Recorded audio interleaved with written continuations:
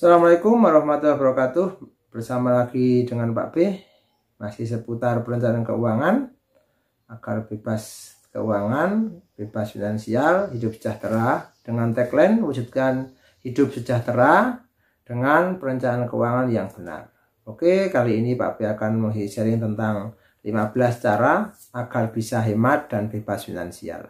Jadi 15 cara agar bisa hemat dan bebas finansial. Tapi sebelumnya jangan lupa tonton video ini sampai selesai, kasih komen, like, subscribe, dan share, serta tekan tombol lonceng untuk mengikuti konten Pak B tentang investasi dan juga perencanaan keuangan.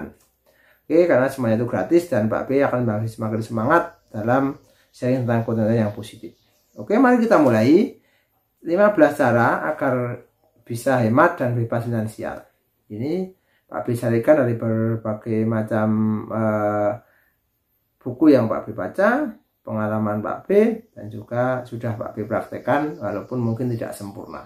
Kami berbagi ilmu di sini untuk kebermanfaatan bersama. Bermanfaat bersama, sharing bersama agar banyak generasi-generasi milenial, terutama generasi-generasi yang selama ini salah dalam perencanaan keuangan, menjadi sadar dan menjadi benar dalam merencanakan keuangan. Oke, 15 cara agar bisa hemat dan bebas finansial. Yang pertama adalah disiplin dalam mengatur uang. Nah, ini disiplin itu bebas hemat itu syaratnya adalah satu, sudah bisa menghasilkan uang. Nah, sehingga kalau sudah bisa menghasilkan uang, ada disiplin dalam mengatur uang. Diatur uangnya. Jadi kalau pernah di konten-konten yang sebelumnya itu adalah model amplop atau model tabungan yang terpisah, rekening yang terpisah, minimal punya 3. Lebih banyak lebih baik. Yang 3 itu untuk operasional, keluar uang masuk dari gaji dan sebagainya diambil untuk ATM dan sebagainya. Yang kedua untuk tabungan atau investasi. Yang ketiga untuk dana darurat. Darurat itu anggap aja digunakan untuk apa? Untuk suatu saat ada kejadian yang luar biasa yang tidak diinginkan, kita punya cadangan dana. Oke, yang kedua adalah catatlah pengeluaran uang secara berkala. Secara berkala itu bisa tiap minggu dicatat habisnya berapa, minggu berikutnya bisa berapa, sehingga 4 minggu dari 1 bulan itu habisnya berapa. Apakah uang hasil dari pekerjaan atau dari gaji atau dari bisnis itu cukup atau sisa dan sebagainya, itu nanti akan ada cerita satu persatu, kan begitu ya. Kalau misalnya kurangnya kenapa, kalau misalnya lebih itu lebihnya karena apa dan sebagainya, itu perlu dicatat secara berkala. Yang ketiga adalah siapkan rekening alternatif.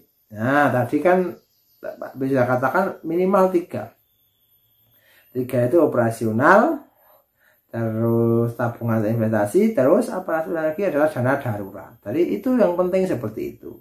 Nah, nanti masih dipecah lagi untuk dana untuk investasi kan banyak, tabungan untuk haji, tabungan untuk beli rumah, nabung sendiri untuk khusus untuk misalnya yang bisa punya anak, untuk pendidikan anak dan lain sebagainya. Itu tabungannya jadi banyak. Tadi kan Pak Dewi minimal 3, semakin banyak semakin bagus. Komitmen diisi terus, lupakan sampai saatnya tiba untuk diambil. Yang keempat, terapkan sistem tadi amplop. Nah, sudah ya. Kalau tadi sistemnya sistem rekening ya sistem amplop. Nah, kalau tuh ya macam-macam. Tadi misalnya sistemnya 40 30 20 10. Nah, 40-nya itu untuk operasional, amplop sendiri. Padahal semua pengeluaran sebagainya dalam 1 bulan itu operasional. Yang 30 digunakan untuk membayar hutang misalnya. Karena punya hutang, membayar hutang, nah itu digunakan maksimal 30 maksimal. Yang 20 digunakan untuk dana tabungan atau investasi. Lupa itu kalau menyebut dana tabungan, kalau belum cukup ya ditabung dulu. Nanti kalau sudah mulai cukup banyak konversi menjadi investasi. Baik dalam bentuk tabungan emas atau beli properti dan lain sebagainya. Terus dana darurat. Terus lagi nanti ditambah sosial, infak dan sebagainya. Itu tiap amplop dan dipatuhi. Jangan sampai saling mengganggu amplop itu dan amplop yang bekerja sama selama 1 bulan. Nanti mana yang tersisa dan mana yang kurang, nanti kan bisa dievaluasi. Itu namanya sistem amplop. Yang kelima adalah hindari pembelian dadakan karena keinginan. Nah, Nah, sering makanya karena emosi datang itu lihat barang yang baru bagus langsung mau beli. Tunggu 24 jam baru putuskan. Ulang, 24 jam pikir dulu bermanfaat atau tidak, di rumah punya atau tidak, berguna buat kebutuhan kita atau tidak, menunjang aktivitas kita atau tidak. Kalau ya silahkan diputuskan. Kalau tidak nggak usah. Kalau 24 jam itu tetap beli berarti barang itu memang bagus. Maksudnya bagus, menarik perhatian Anda kan seperti itu. Kalau tidak beli jadi berarti itu hanya keinginan sesaat saja. Yang keenam adalah hindari sekuat tenaga untuk tidak berhutang. Ini lagi-lagi tidak berhutang.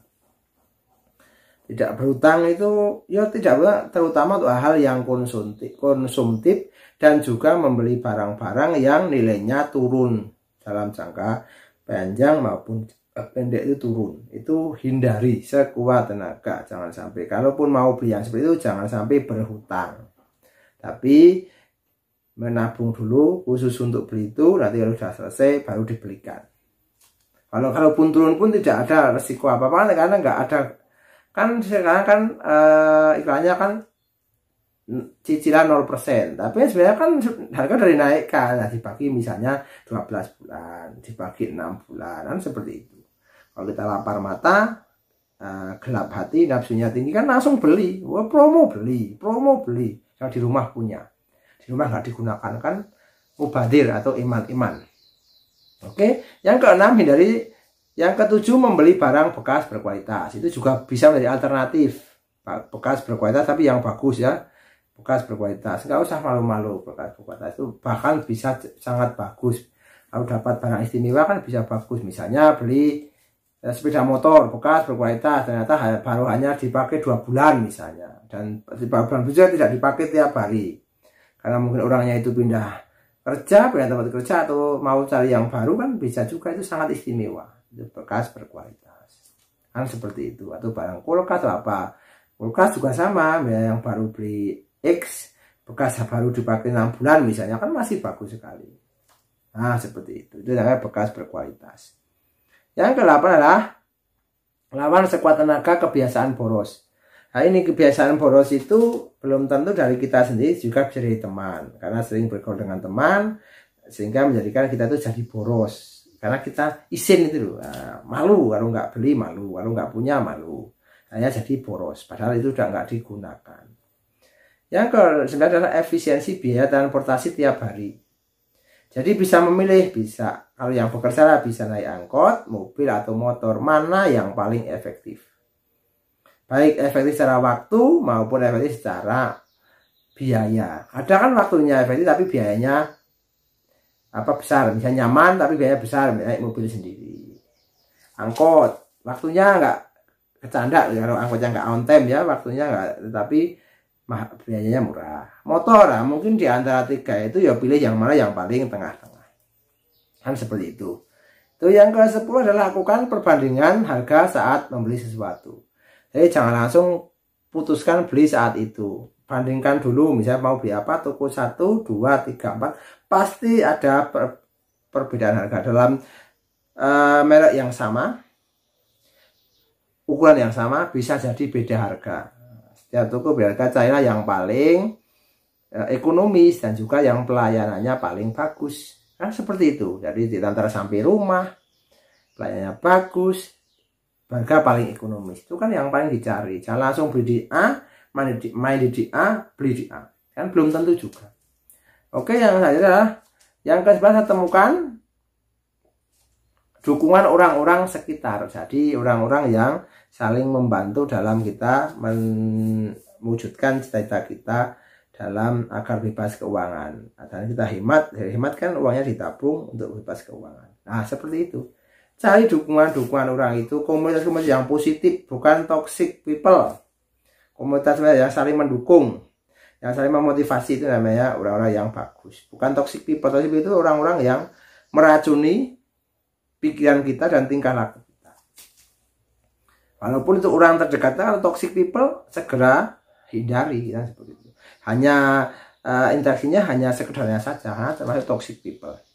Yang kedua adalah selalu jaga kesehatan, itu baik fisik maupun psikis, karena ini sangat mahal harganya ketika kita sampai sakit. Misal bekerja pun juga jaga kesehatan, makan teratur, ya teratur, cara berpikirnya juga longgar gitu kan, jangan banyak tekanan gitu kan. Karena tidak ada utang kan nggak banyak tekanan. Biasanya yang membebani itu kan utang pada saat cicilannya jatuh tempo itu yang sangat terbebani. Jatuh tempo nggak punya uang. Itu ada yang mengatakan bahkan malaikat maut pun masih kalah menyeramkan dengan orang yang mau menagih utang saat jatuh tempo nggak punya uang. Oke, yang ketiga adalah hindari persaingan gaya hidup. Jadi nggak usah membanding-bandingkan, nggak usah sekuat aja. Gaya hidup lu atau gaya hidupmu itu sesuai dengan isi dompetmu kan begitu. Itu kan ternyata banyak. Gaya hidupmu itu sesuai dengan keuanganmu, sesuai dengan kemampuanmu, sesuai dengan gajimu kan seperti itu. Oke. Yang ke-14 adalah mulailah hidup hemat saat ini juga. Setelah memulai konten ini langsung praktek. Action. Lakukan hal dari yang kecil, action saat ini juga. Tidak usah banyak komentar, tidak usah banyak action aja. Hal yang perlu diperhatikan, yang perlu bisa dilakukan, langsung dilakukan. Yang terakhir adalah konsisten atau istiqomah dalam menjalani proses tersebut, karena ini adalah jangka panjang. Semoga bermanfaat. Ini istiqomahnya itu akan bermanfaat untuk merangkum semuanya. Dari 1 sampai 14 nanti akan diikat dengan istiqomah atau konsisten dalam menjalankannya, ya, jangka panjang, dan semoga berhasil menjadi orang yang bisa hemat, selanjutnya menjadi orang yang bebas finansial, dan menjadi orang yang kaya berkecukupan. Wujudkan hidup sejahtera dengan merencanakan keuangan yang benar. Oke, jangan lupa like, subscribe, dan komen, share serta tekan tombol lonceng agar notifikasinya masuk ke HP Anda untuk mendapatkan konten-konten dari Pak Pri yang bermanfaat. Semoga bermanfaat, semoga menginspirasi. See you next time.